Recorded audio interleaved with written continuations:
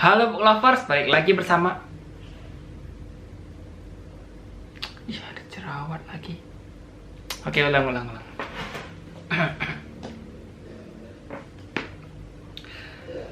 Halo book lovers, balik lagi bersama gue Rio di channel gue. Dan di video kali ini kita akan membahas buku ini. Ini penampakannya penasaran? Yuk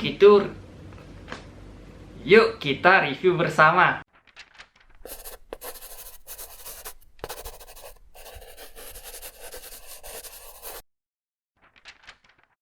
Nah, langsung saja kita review bukunya mulai dari penampakan cover. Ini adalah penampakan depannya, cover depan.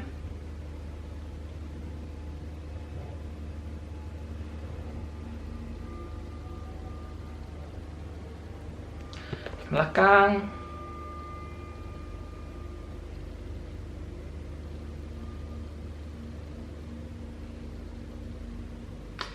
Nah, seperti yang kalian lihat, judul bukunya itu adalah Aku Tahu Kamu Hantu, karangan atau ditulis oleh Eve She. Ini deh namanya. Fokus, miring lagi. Fokus. Susah banget dapat fokusnya. Nah, ini Eve She. Dari desain sampulnya lumayan keren. Nama penulis di sini. Terus ada bunga mawar gitu. Terus tengahnya kayak tengkorak gitu. Terus bawahnya ada judulnya. Terus belakangnya ya blurbnya. Terus ada bercak-bercak darah gitu. Keren sih, lumayan lah. Jadi kita akan tahu pasti ini buku horor, lebih tepatnya. Ya pasti langsung ketahuan lah ini buku horor. Nah, bukunya seperti apa? Buku ini bercerita tentang seorang remaja atau seorang siswi SMA di salah satu SMA swasta di Jakarta. Nah, dia ini punya banyak teman-teman dan dia di sini bercerita tentang pengalamannya yang kemudian kita baca di sini. Dia ini terlahir di sebuah keluarga di mana setiap anak sulung perempuan akan memperoleh kekuatan atau ya kemampuan di mana anak sulung perempuan tersebut bisa melihat makhluk-makhluk supranatural ketika dia mencapai umur 17 tahun. Nah, ini adalah kisahnya si karakter utama yang merupakan si anak sulung ini. Namanya itu adalah Olive dan dia bercerita tentang pengalamannya pertama kali melihat makhluk-makhluk supranatural hingga akhirnya ceritanya berlanjut tentang seorang teman yang ternyata terbunuh dan menjadi hantu dan temannya ini meminta bantuan si Olive untuk menemukan jasadnya. Nah, cerita alurnya itu seperti ini. Olive dia sekarang kelas 11.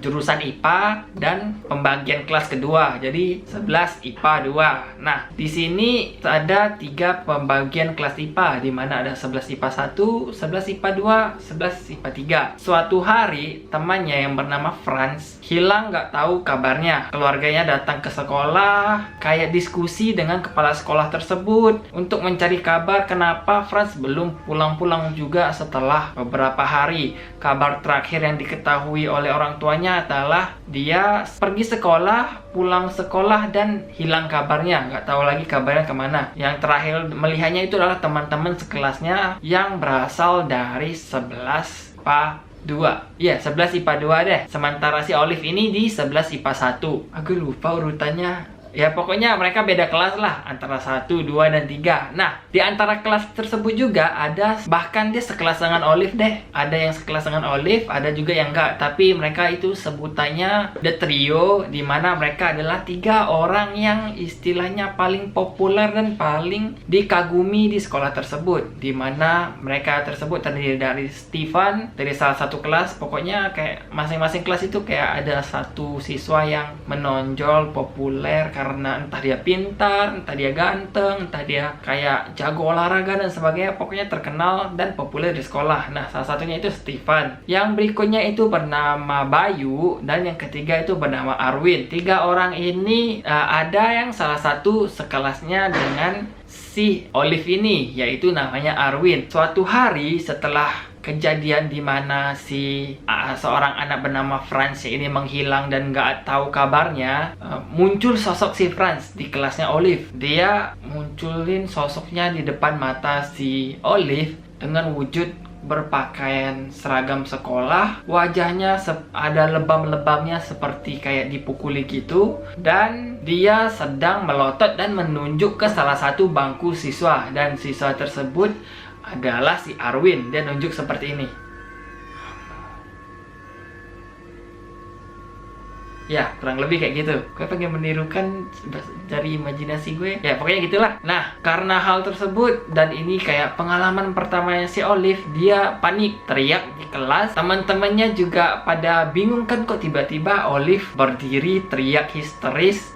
Teman-teman di kelasnya mengira dia kayak sedang gak enak badan, sedang kayak kurang sehat, atau kayak lagi punya masalah keluarga dan sebagainya. Sehingga salah satu temannya, teman sebangkunya, atau teman yang duduk di belakang ya, atau di depan, nah pokoknya temannya lah, mengajaknya pergi ke UKS untuk beristirahat di sana. Terus setelah pulang dari sekolah, ya kayak keseharian di sekolahnya berlanjut dari UKS, dia udah mendingan balik ke sekolah, balik ke kelas, maksudnya balik ke kelas lagi, ngikutin pelajaran, pulang. Nah, dari situ dia mendapatkan telepon dari mamanya. Mamanya bercerita tentang sejarah keluarga dan kemampuan yang dia peroleh ketika dia berumur 17. Dan kebetulan 2 hari sebelumnya dia ulang tahun ke-17. Jadi sekarang dia umur 17 tahun dan dia memperoleh kemampuan untuk melihat makhluk-makhluk supranatural. Yang dia lihat itu pertama itu adalah si sosok Franz ini. Dan salah satu sosok lain yang dia lihat juga itu adalah seorang anak yang tinggal di seberang rumahnya, yang ternyata ketika dia melihat anak tersebut dalam kondisi kayak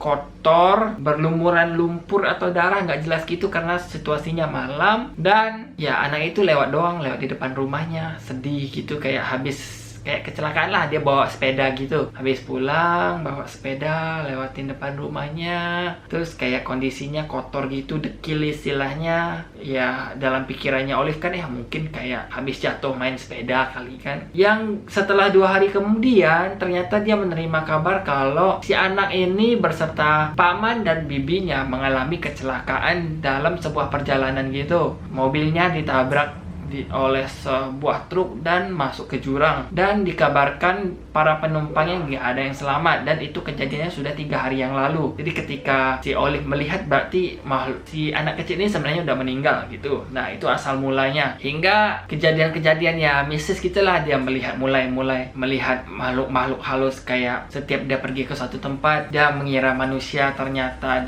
itu makhluk supranatural atau makhluk halus atau setan gentayangan, yang hingga membuat dia stres atau kayak kesel, atau ya stres sih seharusnya. Orang yang pengennya hidup biasa-biasa aja tiba-tiba punya kemampuan kayak gitu pasti stres di awal-awalnya, dan pasti ya beban pikiran gitulah. Terus setelah berlangsung beberapa minggu, terus muncul lagi si Franz di kelasnya, muncul di hadapan si Olive ini. Terus karena si Olive ini ya penasaran dong, kok Franz muncul di depan gue, jangan-jangan Franz meninggal kali, dan kok munculnya hanya di sekolah, berarti dia meninggal di sekolah. Nah si Olive ini mulai menyelidiki area sekolah, tanya ke teman-teman, investigasi sana sini, tanya sana sini. Dan dia punya seorang sahabat yang bernamanya Daniel. Dia bercerita ke sahabatnya, tapi sahabatnya nggak mau percaya. Terus akhirnya sahabatnya memutuskan untuk kayak menjauh, menghindar gitu. Terus dia punya teman sebangku juga di kelasnya, dan yang ternyata akhirnya teman sebangku tersebut menjadi sahabatnya yang percaya sama dia dengan cerita-ceritanya yang melihat hantu dan sebagainya. Mereka istilahnya kayak kerja sama gitu. Suatu malam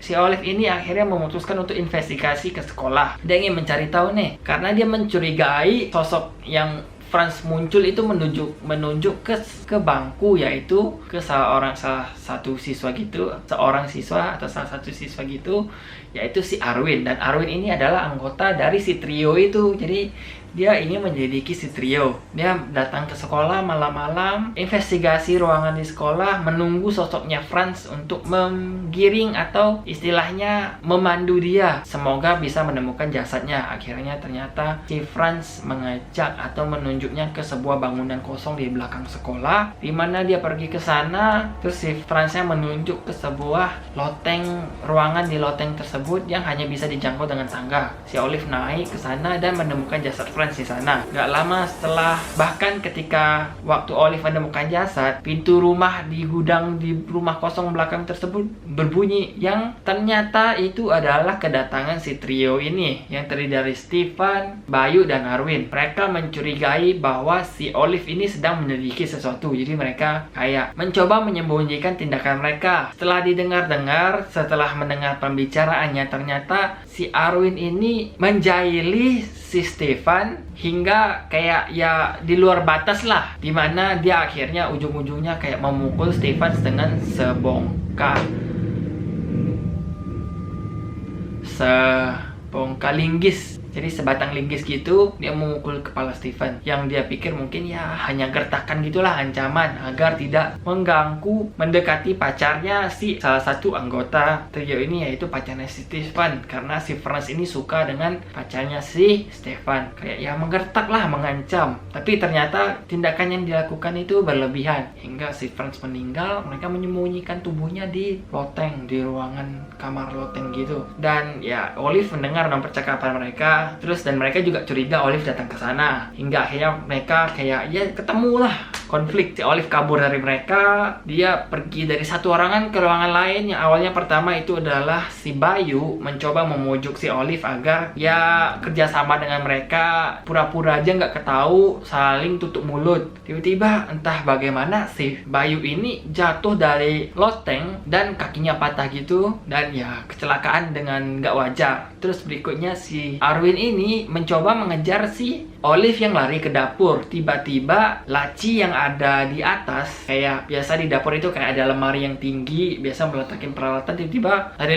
lemarinya kebuka otomatis, terbang pisau, langsung jatuh ke tubuhnya si Arwin. Arwin rubuh juga. Ya walaupun kayak nggak cedera parah, tapi kakinya ketusuk, kaki, tangan, dan beberapa bagian tubuhnya itu ketusuk pisau gitu. Hingga Stefan ini geram kan. Dia menglabeli si Olive ini sebagai penyihir. Dasar lu tukang sihir, berani-beraninya lu mencelakain teman-teman gua, awas lu, gue tangkap lu, gue hajar lu. Akhirnya mereka ya kejar-kejaran di area rumah tersebut, hingga Olive memutuskan untuk pergi keluar memanjat sebuah pohon mangga gede di belakang bangunan tua tersebut. Franz ikut manjat dong. Manjat-manjat, Franznya jatuh dengan gak wajar. Olive selamat. Bantuan datang karena Olive udah kerja sama dengan teman sebangkunya yang bernama Kenita. Dia kayak mau minta bantuan ke Kenita kalau terjadi apa-apa harus segera mengirim bantuan, yaitu kasih kabar ke ketua RT setempat, dan ya gitu-gitulah. Cerita selesai di sana. Jasad Franz ditemukan, polisi datang. Ketiga orang ini mereka luka-luka, masuk rumah sakit. Si Bayu dia patah kaki, untuk sementara dia nggak bisa ngelakuin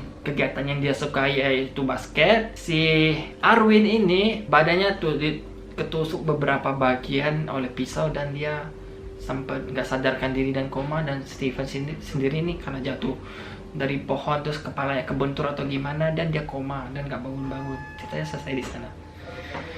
Itu ceritanya. Kalau gue cerita kayak gini, gue ngomongin ceritanya gini kayaknya kurang seru. Kalian harus baca sendiri deh, gue suka nih. Ini menjadi salah satu buku horor, cerita horor fiksi favorit gue. Setelah gue baca dari Kisah Tanah Jawa yang Pocong Gundul, sama yang ya pokoknya ada satu lagi deh buku horor yang gue senengin, dan salah satunya juga ini. Jadi bagus sih. Pembahasannya, tata bahasanya itu sangat anak muda, menggunakan bahasa Inggris yang slang-slang gitu. Terus ada bahasa Indonesia yang slang juga. Gue, lo, terus kayak garcep, ya kayak gitu. Pokoknya slang-slang bahasa anak muda gitu, dan enak nih dibaca. Padat, mudah dipahami, singkat juga, gak bertele-tele dengan deskripsi yang harusnya tidak begitu penting. Gue suka kayak gaya penulisan, plotnya, karakternya, terus kayak emosionalnya ini dapet. dimana Olive ini kayak dari yang bukan siapa-siapa, dia dapat kekuatan, terus dia kayak sempet stres dong, bingung liatin setan loh. Siapa yang nggak stres ngeliatin setan? Tapi ya akhirnya dia fine sih, dia bisa kayak ngelewatin hal tersebut lah. Itu review dari gua. Menurut kalian gimana? Secara cover bagus juga sih. Bunga warnanya merah darah, tengahnya kayak ada tengkorak gitu. Ini tuh mawar merah darah, tengahnya ada kayak tengkorak gitu, terus belakang ada bercak darah. Terus oh iya, ini buku lumayan tebal, tulisannya juga lumayan kecil fontnya. Jadi ya, tapi nggak tebal-tebal banget ya. Asik pokoknya, kalau kalian baca nggak bakal kerasa gitu udah habis. Gue baca ini beberapa jam habis kok. Gue pikir loh kok habis, udah sisa 1-2 bab lagi. Jumlah halamannya itu sekitar 210. Ya, itu review dari gua. Sampai ketemu di video gue berikutnya. Jangan lupa like, subscribe, komen, dan share. Bye.